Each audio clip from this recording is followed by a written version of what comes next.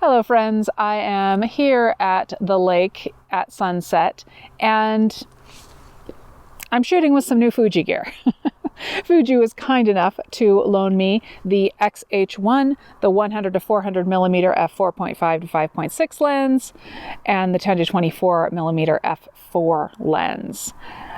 I'm very excited to try all of this stuff out. I did my reviews of the X-T3 and X-T30 in the last several weeks, and I'll put links to those down below.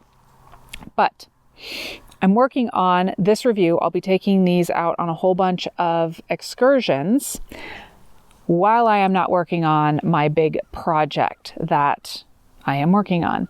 And I'll talk more about that in the coming weeks. All will be revealed. However, for right now, this stuff. What are your questions about the X-H1? Because I will be working towards a review of it. In the meantime, here are a few photos from this evening.